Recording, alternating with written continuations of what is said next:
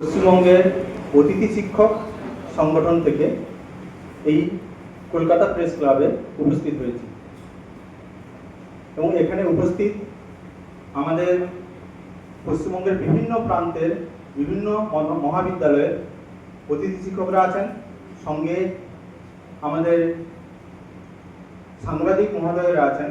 ওনাদের যথাযথ স্থানে সম্মান জানিয়ে আমি আজকে আমাদের এই প্রেস কনফারেন্স কেন, কী কারণে আমরা কেন আজকে উপস্থিত হয়েছি, একত্রিত হয়েছি, তার কিছু বিষয় আমরা তুলে ধরতে চাইছি। প্রথমত, আমরা সকলেই জানি 2019 সালে আমাদের মতো বিভিন্ন মহাবিদ্যালয়ে যারা অতিথি শিক্ষক ছিলেন ওনারা স্থায়ীকরণ হয়েছে ওনাদের, এবং সেটা মুখ্যমন্ত্রী মমতা ব্যানার্জির সম্পূর্ণ সহযোগিতায় এবং পশ্চিমবঙ্গ সরকারের সহযোগিতায় একটা সুষ্ঠু জায়গা পেয়েছেন ওনারা, এবং বেকার শিক্ষিত ছেলেরা একটা ঠিকঠাক সুস্থ জায়গায় ওনারা আজকে একটা চাকরির মধ্যে আছেন। এটার জন্য আমরা আমাদের সংগঠনের তরফ থেকে পশ্চিমবঙ্গ সরকার তথা আমাদের মাননীয় মুখ্যমন্ত্রী মমতা ব্যানার্জিকে অসংখ্য ধন্যবাদ জানাই। এবং তার ঠিক পরবর্তী মুহূর্ত থেকে 2020, 21, 22 বা এখনো পর্যন্ত বিভিন্ন কলেজে আমরা অতিথি শিক্ষক হিসাবে নেওয়া হচ্ছে এবং আমরা নিযুক্ত হচ্ছি এই কাজে, এবং উচ্চশিক্ষাকে এগিয়ে নেওয়ার জন্য আমরা কাজ করে চলেছি। এবং আমরা কাজ করছি সেটা খুবই অল্প বেতনে, এবং একজন পূর্ণ শিক্ষক যেভাবে কাজ করেন, যা কিছু কাজ ইউনিভার্সিটির কাজ থেকে শুরু করে আমাদের কলেজের কাজ, শুধু পঠন পাঠন নয়, পঠন পাঠনের বাইরে একাডেমিকের যেসব কাজগুলো থাকে সেগুলোও আমাদের কাজ করতে হচ্ছে, কিন্তু আমাদের বেতন পরিকাঠামো খুবই যৎসামান্য, দৈনিক 200 থেকে 300 টাকার মধ্যে, এবং সেটা মান্থলি গিয়ে দাঁড়ায় প্রায় এই 3 থেকে 5,000-এর মধ্যে আমরা বেতন পাই। এবং আমরা সকলে জানি এই সামান্য বেতনে আমাদের আজকের দিনে সুষ্ঠুভাবে বেঁচে থাকা এবং জীবন যাপনের জন্য খুবই কম, এবং যেটা যৎসামান্য, যেখানে অসম্ভব ব্যাপার। এবং সেই জায়গা থেকে আমাদের আজকে কয়েকটি আবেদন নিয়ে আমরা বারংবার বিভিন্ন শীর্ষস্থানীয় নেতৃত্ব এবং আমাদের মাননীয় মুখ্যমন্ত্রী এবং মাননীয় সংসদ অভিষেক ব্যানার্জি মহোদয়ের কাছে আমরা বারবার পৌঁছে গেছি এবং ওনাদের কাছে জানিয়েছি, এবং কিছু সব ভাবও আমরা পেয়েছি, ওনাদের সব ইচ্ছা ওনারা প্রকাশ করেছেন, এর জন্য ধন্যবাদ।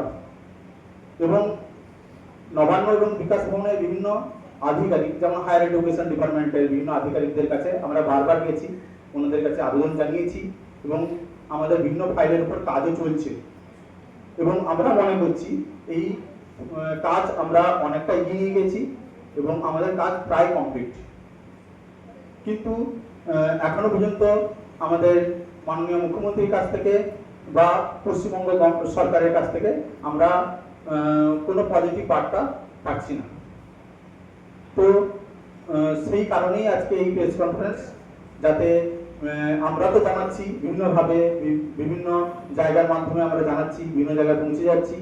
আজকে প্রেস বা এই মিডিয়ার মাধ্যমে আমরা যাতে ওনাদের কাছে পৌঁছে যেতে পারি এবং পশ্চিমবঙ্গের সমস্ত প্রান্তের মানুষদের কাছে যাতে পৌঁছে যেতে পারি এবং আমাদের বার্তাটা সঠিকভাবে রাখতে পারি, সেই জন্যই আজকের এই প্রেস কনফারেন্স। এবার আমাদের 3টে আবেদন, আমরা দাবি বলবো না কোনো মতেই, আমাদের আবেদন বলবো। সেই 3টে আবেদনের মধ্যে প্রথম হলো আমাদের স্থায়ীকরণ করা, যাতে আমরা সুষ্ঠুভাবে বেঁচে খেয়ে থেকে পড়তে পারি, তার আবেদন। এবং দ্বিতীয়ত হলো আমাদের অন্যান্য চাকরির মতোই 60 থেকে 65 বছর বয়স পর্যন্ত আমাদের চাকরির একটা স্থায়ীকরণ করা। তৃতীয়ত হলো সকলের জন্য সমান এবং মানবিকতার মাধ্যমে থেকে একটা সুষ্ঠু বেতন পরিকাঠামো তৈরি করা। এই 3টে মূলত। আর একটা বলবো যে আমরা বিভিন্ন কলেজে তো কাজ করে চলেছি, যেখানে অল্প বেতন তো বললাম, এবং আমরা ছুটি ছাড়ার সময়, যে সময় পুজোর ছুটি, গরমের ছুটি কি বিভিন্ন সরকারি ছুটি, সেই ছুটির টাইমে আমরা বেতন পাই না। আমরা আমাদের ক্লাস ওয়াইজ বা একটা ডেলি ওয়াইজ আমরা বেতন পাই, যেভাবে দিন মজুরেরা বেতন পায় সেভাবে আমরাও পাই। এবার কোনো কোনো সময় বিভিন্ন কারণে কলেজ থেকে আমাদের আসতে না বলা হয়, যে আর আসার দরকার নেই, আর লাগবে না, এরকম ব্যাপারগুলো বলা হয়। হ্যাঁ, কলেজ আমরা জানি, কলেজ কর্তৃপক্ষ বা আমাদের অধ্যক্ষ মহোদয়রা বিভিন্ন মহাবিদ্যালয়, ওনারা অতি অল্প অর্থের মধ্যে, অর্থাৎ কলেজ ফান্ড দিয়ে আমাদের বেতনগুলো দিচ্ছেন। সেটা ওনাদেরও সমস্যা আছে, কিন্তু আমাদেরও তো এদিক দিয়ে দেখতে গেলে আমাদের কিছু তাগিদ থাকে, আমাদের ফ্যামিলি আছে, সব কিছু আছে। সেই জায়গা থেকে আমাদেরও এইভাবে বঞ্চিত করাটা আমরা মনে করছি একটু যাতে এর মাধ্যমে দেখা হয়, সেই ব্যাপারটা তৈরি করা, যাতে আমরা হুটহাট করে আমাদের হঠাৎ করে না কলেজ থেকে না আসতে বলে দেওয়া বা বের করে দেওয়া, তাতে সেটা না করে আমাদের যাতে পুনর্বহাল করা হয় এবং সকালে এবং সুষ্ঠুভাবে যাতে উচ্চশিক্ষাতে আমাদের একটা অবদান থাকে এবং আমরা যেভাবে কাজ করছি পশ্চিমবঙ্গের উচ্চশিক্ষাতে সেভাবে যেন চলতে থাকে। এবার অনেকের একটা থাকে প্রশ্ন, সাংবাদিক মহোদয় তো প্রশ্ন থাকতেই পারে, যে আমাদের কেন নেওয়া হয়েছে আজকে কলেজে। আমরা কয়েকটি কারণের মাধ্যমে, অনেক কারণ তো আছেই, আমরা কয়েকটি কারণের মধ্যে সেটা ব্যাখ্যা করতে চাই।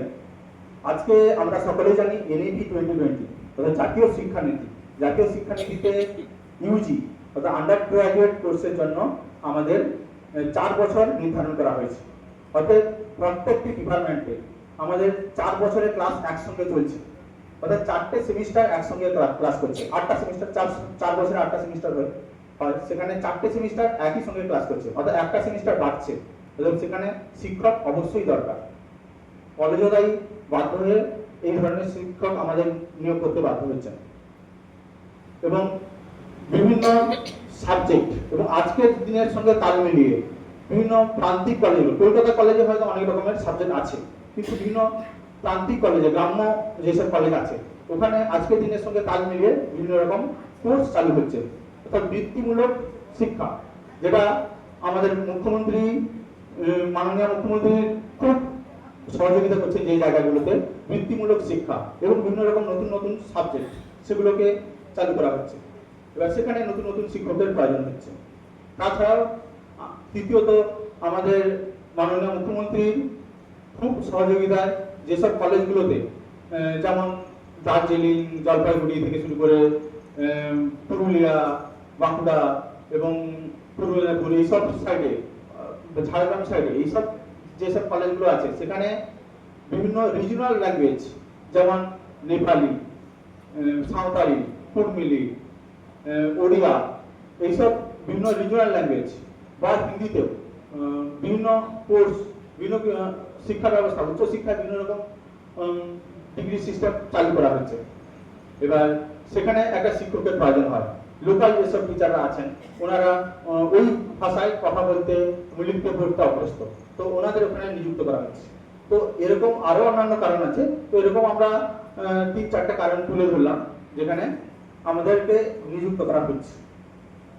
এবার এইসব দিক দিয়ে দেখে আমাদের আজকে, আগেও বললাম যে প্রেস কনফারেন্সের যে মূলত 3টে আবেদন নিয়ে আজকে আমরা উপস্থিত হয়েছি, এবং মুখ্যমন্ত্রীর কাছে আমাদের সংগঠনের তরফ থেকে আমি এই বার্তা রাখছি। ধন্যবাদ। আমি অনুপম দাস, পশ্চিমবঙ্গ অতিথি শিক্ষক কল্যাণ সমিতি আমি সেক্রেটারি। আমি পূর্ব মেদিনীপুর জেলা থেকে এসেছি।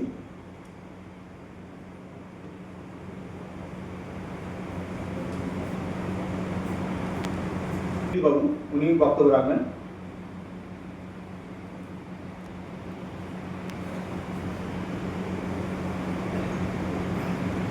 শুভ অপরাহ্ন।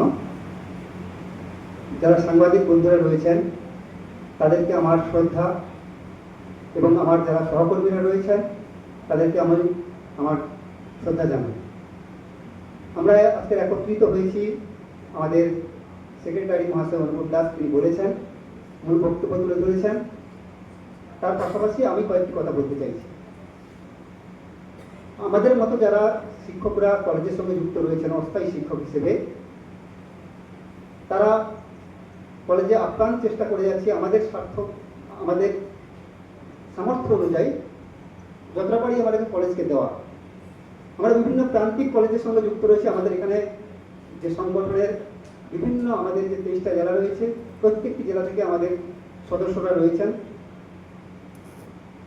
এবং বিশেষত যারা প্রান্তিক অঞ্চলের সঙ্গে আমরা যুক্ত, কলেজের সঙ্গে আমরা যুক্ত রয়েছি বা আমরা রয়েছি, সেখানে আমরা দেখতে পাই যে এখন আপনারা জানেন যে 4 বছর হয়ে গেছে, এনইপি 2020 অনুযায়ী 4 বছর হয়েছে, যেটা 8টা সেমিস্টার।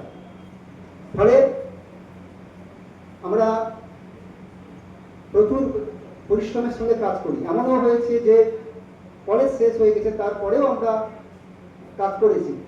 তার কারণ সেমিস্টারে খুব চাপ থাকে। একটা সেমিস্টারে কখনো 4টে পেপার থাকে, কখনো আবার 5টা পেপার পর্যন্তও থাকে। সেই তুলনায় হয়তো স্যারদের সংখ্যা সেটা হয়তো তুলনামূলকভাবে কম। ফলে আমাদের অতিরিক্ত সময় দিয়ে কাজ করতে হয় এবং রাত জেগে অনেক সময় হয়েছে কি রাত জেগে কাজ করতে হয়, কিন্তু সেই পরিমাণে আমরা কিন্তু আর্থিক দিক থেকে কিন্তু আমরা স্বাবলম্বী হচ্ছি না। আবার এটাও ঠিক যে কলেজ সেই পরিমাণে আমাদের অর্থ দিতে পারছে না। তার কারণ কলেজের ফান্ড থাকে, সেই ফান্ড অত্যন্ত অপ্রতুল। যারা প্রিন্সিপাল স্যার রয়েছেন তারা বারবার বলেছেন যে আমরা পাচ্ছি না, অপ্রতুল রয়েছে আমাদের ফান্ড। ফলে তাদেরও ইচ্ছে থাকলেও তারা আমাদের সেই পরিমাণে অর্থ দিতে পারে না। তাই আমাদের আবেদন মানবিক মুখ্যমন্ত্রীর কাছে, আমাদের আবেদন যে ম্যাডাম আমাদের বিষয়টা আপনি দেখুন, যাতে আমরা অন্তত খেয়ে পড়ে বেঁচে থাকতে পারি। আমাদের মানবিক মুখ্যমন্ত্রীর কাছে আমাদের বারংবার আবেদন যে আপনি বিষয়টা আমাদের দেখুন, যাতে আমরা আমাদের যে প্রতিষ্ঠানের সঙ্গে যুক্ত রয়েছি সেই প্রতিষ্ঠানে যেন আমরা সর্বোচ্চ যে আমাদের পরিশ্রম, সেই সর্বোচ্চ পরিশ্রম দিয়ে যেন আমরা সমাজ গড়ার যে মানুষ, সেই মানুষগুলোকে যেন আমরা ঠিকঠাক করে তৈরি করতে পারি, শিক্ষার্থী তৈরি করতে পারি। এই বিষয়টি আমাদের দেখবেন। এইটুকু আমার বলার। এর পরবর্তী বক্তা আমাদের রয়েছেন দেবরাজ মাইতি, উনি বললেন। সবাইকে ধন্যবাদ।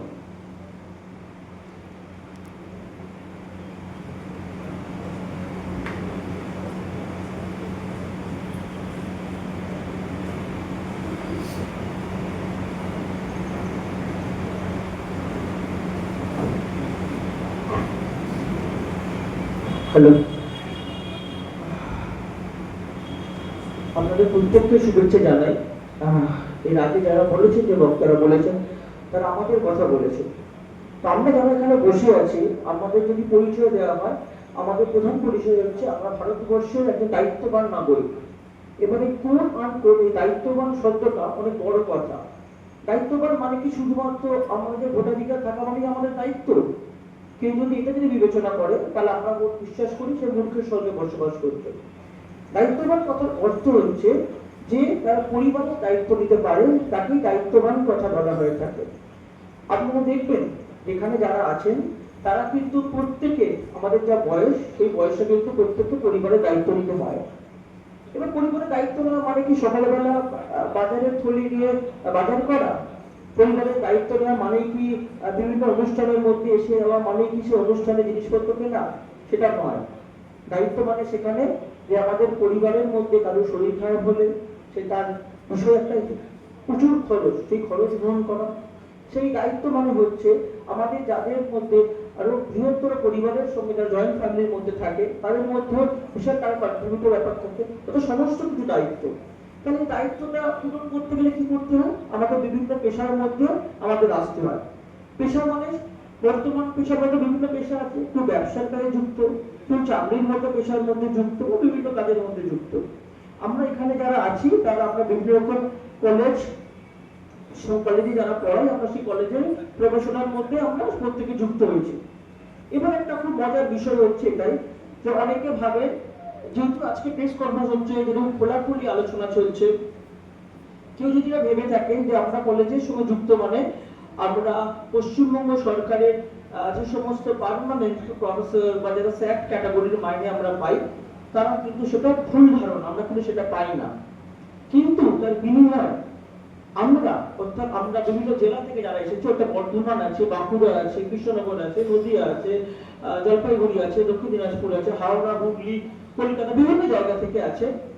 এনারা কিন্তু প্রত্যেকটা কলেজের মধ্যে যুক্ত হয়েছি এবং আমরা যুক্ত হয়, আমরা কিন্তু যে কাজটা করি সেটা হচ্ছে শুভ এবং অশুভর যে দ্বন্দ্ব চলে মানুষের মধ্যে চিরন্তন, সেই দ্বন্দ্বটার মধ্যে অশুভ শক্তির বোধ করে শুভ শক্তি প্রতিষ্ঠা করা, এবং সেটা শিক্ষার মাধ্যমে সম্ভব, এবং আমরা সেই কাজটার মধ্যেই করি। বিশ্বাস করুন, আমাদের যারা পরিবার আছে, আমরা যে পরিমাণ টাকা পাই সেটা বললে কেউ হয়তো মুচকি হাসবে, কেউ হু হু করে হাসবে, কেউ হা হা করে হাসবে, কেউ হি করে হাসবে, কিন্তু এটা বাস্তব। আপনারা বিভিন্ন কলেজে খবর নিন যে আমার কোনো বক্তা যে অর্থের কথা বলেছেন, যে সেই কথাটা ঠিক না মিথ্যে। আমরা যদি ভুল বলে থাকি আপনারা আমাদের বলবেন। আমরা যে পরিমাণ মাইনে পাই সেটাতে বিশ্বাস করুন, আজকের দিনে জীবন নির্বাহ করা খুব কষ্ট হয়, আমাদেরও মন খারাপ হয়, আমাদেরও কষ্ট হয়, আমাদেরও দুঃখ হয়। কেউ যদি মনে করে যে এগুলো আমাদের হয় না, আমরা আসছি, আমরা তো এসেছি বিশাল কিছু একটা শিক্ষকগণের সঙ্গে যুক্ত, বিশাল কিছু, এটা ভুল ধারণা। রাত্রিরে কিন্তু আমাদেরও অন্ধকারে মন খারাপ হয়, বিছানায় শুয়ে কিন্তু আমাদেরও চোখে জল আসে। তখন বিশ্বাস করুন, সেই রূপম ইসলামের সেই 1 লাখ ঘর আমার দেশ, যখন আমাদের 18 বছর বয়স ছিল তখন শুনতে ভালো লাগতো, তখন কিন্তু আরো বেশি কষ্ট হয়। কষ্ট হয় কাদের দিকে তাকিয়ে জানেন তো? আমাদের পরিবারের দিকে তাকিয়ে খুব কষ্ট হয়। তো এই যে কষ্টের জন্য এই যে মুক্তির উপায় আছে, সেটা নিশ্চয়ই আমাদের কলেজে, আমরা যে কলেজে পড়াই সেখানকার আমাদের প্রিন্সিপাল স্যার, তাদের যে কমিটি, এটা অ্যাডমিশন কমিটি, সেই সম্মান আমাদের দিয়ে, সেই সুযোগ আমাদের দিয়েছেন, সেই সম্মান এবং সুযোগ নিয়ে আমরা আমাদের যে কাজ, সেই কাজ কিন্তু আমরা করছি। সেই কাজ মানে শুধুমাত্র কিন্তু ক্লাস করানো নয়, তার মধ্যে কিন্তু খাতা দেখা থাকে, তার সঙ্গে কিন্তু প্রজেক্ট থাকে, প্রজেক্ট দেখার কাজ থাকে, এক্সামিনেশন হলে গার্ড থাকে, এবং যারা সিইউ এক্সাম হয় সেটার গার্ড, কলেজে যে ইন্টার্ন এক্সাম হয় সেটার গার্ড দেওয়া, সেটারও কিন্তু আমাদের চলে। কিন্তু বারবার যে বিষয়টা চলছে, তাহলে এখানে মুক্তির লাভ কি করে আমরা পাবো? আমরা বিশ্বাস করি, আমরা যে রাজ্যে বসবাস করি, সেটা পশ্চিমবঙ্গ সরকার, যে সরকারের যে মুখ, অর্থাৎ যে মানবিক মুখ, আমাদের মুখ্যমন্ত্রী, আমাদের কাছের মানুষ, আমাদের দিদি অর্থাৎ মমতা ব্যানার্জি, যে সরকার বিশ্বাস করে মানুষের ভাত দেওয়া উচিত, ভাত কেড়ে নেওয়া উচিত নয়, যে সরকারের এই স্লোগান বিশ্বাস করে বর্তমানে প্রচুর যুবক যুবতী সেটাকে বিশ্বাস করে, আমরাও বিশ্বাস করি যে এই সরকারই তো পারে যে আমাদের চিন্তা ভাবনাকে এগিয়ে নিয়ে যেতে। কারণ এই সরকার দেখিয়েছে, এর আগে যারা বিভিন্ন কলেজে ভিজিটিং ফ্যাকাল্টি হিসেবে কাজ করেছে, তাদেরকে স্যাকটি জন উত্তোলন করেছে, এবং তারা তাদের জীবিকা নির্বাহ করছে। তারা আমরাও আমাদের দিকটা ভাবনা চিন্তার বিষয় থাকে, অর্থাৎ আমরা আমাদের আজকের সংগঠনের মধ্য দিয়ে, এবং আমরা বিশ্বাস করি যে মিডিয়া তো আমাদের গণতন্ত্র চতুর্থ স্তম্ভ, যে তারাই পারে সমাজে অনেকটা পরিবর্তন আনতে। এবং আমরা এই আজকের যে প্ল্যাটফর্ম, এই প্ল্যাটফর্মের মাধ্যম দিয়ে আমরা আমাদের সরকারের কাছে, অর্থাৎ আমাদের নেত্রী মমতা ব্যানার্জির কাছে, যিনি আমাদের মুখ্যমন্ত্রী, যিনি আমাদের পশ্চিমবঙ্গের অনেকের অভিভাবিকা, যিনি আমাদের দুঃখ মোচন করার জন্য আমরা চিন্তা করেন, যে সরকারকে আমরা দেখেছি, সরকার বিভিন্ন দপ্তরে বিভিন্ন মানুষের একটা জীবিকা নির্বাহের জায়গা করে দিয়েছে। সেই জীবিকা নির্বাহ যদি আমাদের দিকটা উনি একটু ভাবেন, আমাদের চোখের জল যদি একটু মুছে দেন, উনি যদি একটু বিবেচনা করেন যে হ্যাঁ, এই ছেলে মেয়েগুলোর পরিবার আছে, এই পরিবারের বাবা মা আছে, এই পরিবারের ভাই বোন আছে, তাদেরও ভাই বোনদের বিয়ে দিতে হবে, তাদেরও বাবা মা অসুস্থ, তাদেরও মা বাবার চোখের অপারেশন হয়, তাদেরও মা বাবার হাঁটুর অপারেশন হয়, সেটা হিউজ ব্যয় সাপেক্ষ। সরকার যদি স্বাস্থ্য সাথীর মতো প্রকল্প নিয়ে আসতে পারে, যেখানে একদম বিনা পয়সার মাধ্যমে মানুষের প্রত্যন্ত পরিবারের মধ্যে থেকে নিম্ন মধ্যবিত্তকে যদি পাশে থাকতে পারে, তাহলে সরকার তো আমাদেরও পারে যে আমরা যেখানে অশুভ শক্তি দ্বন্দ্ব ঘটিয়ে সেখানে শিক্ষা প্রতিষ্ঠা করছি। এবং কলেজের মধ্যে যে বিভিন্ন পাঠ্যক্রম, আপনারা জেনে থাকবেন যে এখন কিন্তু কেউ ধরুন শুধুমাত্র আপনার হিস্ট্রি অনার্স নিয়ে করছে, ফিলোসফি অনার্স, এর সঙ্গে তাকে আরো অনেক রকম পেপার্স পড়তে হয়। তো সেই প্রিপারেশন তো আমাদের বিভিন্ন টিচাররা পড়াচ্ছে। এবং বিশ্বাস করুন এই ডিউটি কিন্তু শুধুমাত্র সকালবেলা 10টা থেকে ডিউটি নয়, কোনো কোনো কলেজে সকাল 9টা থেকেও ডিউটি হয়, কোনো কোনো জায়গায় 3টা থেকেও ডিউটি হয়। আমাদের ডিউটি কিন্তু এই নয় সকালবেলা 10টার সময় আসি, দুটো ক্লাস হলো চলে গেলাম। আমাদের ডিউটি আওয়ার্স কিন্তু থাকতে হয়। তো আমরা এতটা সময় দিই, এতটা চেষ্টা করছি। তো আমাদের যখন সরকার ভাববে না, নিশ্চয়ই আমাদের কলেজ ভাবে, আমাদের প্রত্যেকটা কলেজে আমাদের প্রচন্ড ভালোবাসা স্নেহ করে। বিশ্বাস করুন কলেজ কর্তৃপক্ষ চায় যে আমাদের একটা সঠিক জায়গা দেওয়া হোক, আমাদের ভবিষ্যৎ তৈরি করা হোক। তাই আমরা বিশ্বাস করি আমাদের সরকার, যে সরকার মানবিক সরকার, এই সরকারই হয়তো পারবে আমাদের এই দুঃখ মোচন করতে। এবং আমাদের শুধু আমার মুখে হাসি ফোটানো নয়, আমাদের সবার পরিবারের মুখে হাসি ফোটাতে পারে। তো এই একটা বড় বিষয়। আর একটা বিষয় আমাদের কাছে আমরা বিশেষভাবে বলতে চাই, যে সেই বিষয়টা হচ্ছে আমরা তো সবার অনেক ধারণা হচ্ছে আমরা হয়তো স্যাফটি দাবি করছি, আমরা পার্মানেন্ট বিষয় দাবি করছি। বিশ্বাস করুন আমাদের এই সংগঠন এই দাবি একবারও করেনি। এই সংগঠন বারবার যে দাবি করেছে সেটা হচ্ছে আমরা যে শিক্ষক আমরা সমাজে পড়াই, এই শিক্ষার তো একটা মান আছে, সেই মানের তো একটা সম্মান আছে। আমরা শুধু সম্মানটুকু চেয়েছি। আমরা যারা পড়ে আমরা কি চাই, একটু সম্মান দিই। আমাদের ভালো লাগে যখন আমরা যখন সকালে যাই, স্টুডেন্ট গুড মর্নিং বলে, আমরা কিন্তু গুড মর্নিং বলে, এটা তো আমাদেরও ভালো লাগে শুনতে। দ্বিতীয় কথা, আমাদের আর্থিক নিরাপত্তার বিষয়ে আমরা বারবার বলেছি। এই আর্থিক নিরাপত্তা সরকার যদি একটু মানবিক ভাবে ভাবে তাহলে মনে হয় আমাদের খুব ভালো হয়। এবং আমার পূর্ববর্তী যে দুজন বক্তা টোটালটাই আমাদের সংগঠনের যে কথা তারা বলেছেন। এবং আমি আরেকটা কথা বিশ্বাস করি যে আমাদের সংগঠনে যারা আছেন আর অনেক আজকে এসে পৌঁছতে পারেননি, এবং তারাও আমরা যে লাইভ ক্যাম্পে চলছে তারা আমাদের বক্তব্য শুনছেন এবং ভবিষ্যতে তারাও থাকবেন আমাদের সঙ্গে।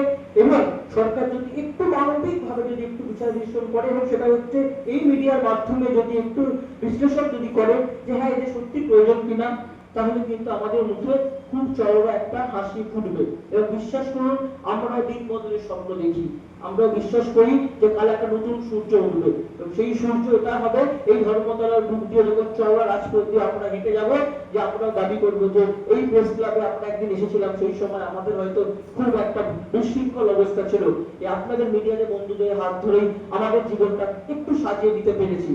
অনেক মুখ হয়তো হারিয়ে যাবে, আমাদের মধ্যে থেকে দেখা হবে না, কিছু কিছু মুখের যোগাযোগ থাকবে। বিশ্বাস করুন সেই আনন্দটা হবে আমাদের জীবনে। কারণ ঈদের রাত, কারোর মনে হবে দুর্গাপুজোর মহা অষ্টমী রাত, কারোর কাছে মনে হবে দেওয়ালির দিন, যেখানে আমরা প্রচুর উৎসব আনন্দ করি। আমাদের কাছে আরেকটা স্বাধীনতা আসবে, যে স্বাধীনতার মধ্যে সবাই আনন্দ খোঁজে। বিশ্বাস করুন এর থেকে আমরা সরকারি কিচ্ছু দাবি করি না। আমরা মানবিক মুখ্যমন্ত্রী মমতা বন্দ্যোপাধ্যায়ের কাছে আমাদের সংগঠন এই দাবিটা করি যে আপনি তো দিদি বলি সবাই আমরা, কারণ আমরা বিশ্বাস করি উনি পাশের বাড়ি সেই মহিলা যে আমাদের ছুটে এসে বলতে পারে তোর কি হয়েছে রে। তাই জন্য আমরা হয়তো সেই মুখ্যমন্ত্রীর কাছে এতটাই আবেদন করতে পারি, দিদি আমাদের বিষয়টা তুমি একটু প্লিজ ভাবো না, তো দিদি আপনি দেখুন না। তো আমরা যারা আছি আপনার সবাই আমরা পরিবারের অংশ, যদি বিষয়টা একটু আমাদের বিষয়টা দেখেন খুবই ভালো হয়। তো আমাদের সংগঠনের তরফ থেকে আমরা আশা রাখি, যে বিশ্বাস রাখি যে আমরা কারুর কোনো রকম ভাবে কাউকে আঘাত না দিয়ে আমরা আমাদের বক্তব্য আমরা তুলে ধরছি, যে বক্তব্যের মধ্য দিয়ে আমাদের প্রত্যেকের ভবিষ্যৎ একটু ভালো হোক, আমাদের পরিবারগুলোর মধ্যে একটু হাসি হোক। আমরা যেন সেদিন বাড়ি থেকে ছুটি গিয়ে বলতে পারি যে এবার আমাদের মনে হয় আরেকটু ভালো কিছু আমাদের জীবন যাপন করতে পারি।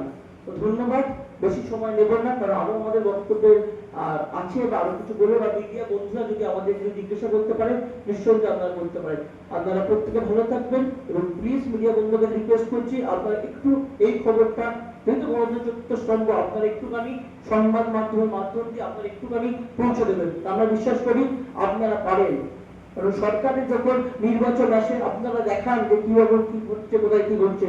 যদি আপনারা দেখেন কোথায় খুন হয়েছে দেখাতে পারেন, কোথায় এতটাই দিয়ে কি হচ্ছে দেখাতে পারেন, বিশ্বাস করুন আমাদেরও যে যন্ত্রণার মধ্যে আছি, যন্ত্রণার একটা শব্দ হয়, সেই শব্দ কখনো শোনা যায়, কখনো হয়তো সুরে সুর বাজার খেলা হয়। এই সুরে সুর বাজার খেলাকে অনুরণন বলে। এই অনুরণনটা আপনারা তুলুন না, আমাদের জোরে তুলুন। আমরা সারা জীবন আমাদের কাছে কৃতজ্ঞ থাকবো। আপনারা খুব ভালো থাকবেন। ধন্যবাদ। গ্রাম্য এলাকা বলতে একেবারে দীঘার আরো ভেতর থেকে এসেছেন। উনি অনেক বছর কলেজের সঙ্গে যুক্ত। উনি কিছু বলতে চাইছেন, আমাদের বিষয়কে তুলে ধরতে চাইছেন এবং ওনার জীবনের যে কত বড় স্ট্রাগল করেছেন ওগুলো তুলে ধরতে চাইছেন।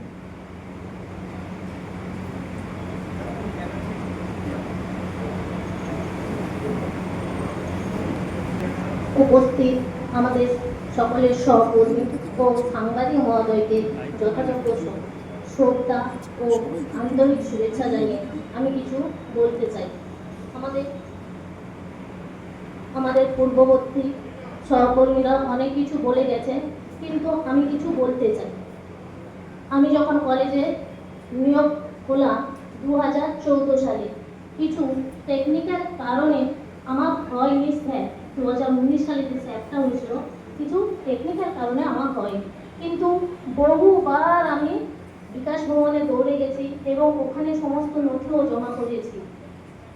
কিছু আক্ষেপ থেকে গেছে, কষ্ট হয়েছে, কিন্তু এখনো পর্যন্ত আমি কলেজে নির্দ্বিধায় কাজ করে চলেছি। প্রায় 23টি জেলায় আমাদের সহকর্মীরা 1300-1400 জন আছে এই অতিথি শিক্ষক হিসেবে।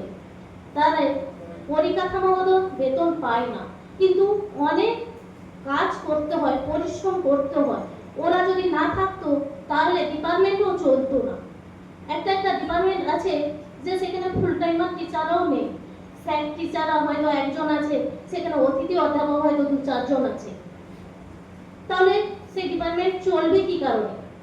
আমরা যদি কাজ না করি তাহলে ডিপার্টমেন্ট চলবে না। আমাদের পরিকাঠামোগত বেতন দেওয়া হোক। মাননীয় শিক্ষামন্ত্রীর কাছে আমার আবেদন যে আমাদের একটা স্থায়ীকরণ করা হোক, পরিকাঠামোগত বেতন দেওয়া হোক।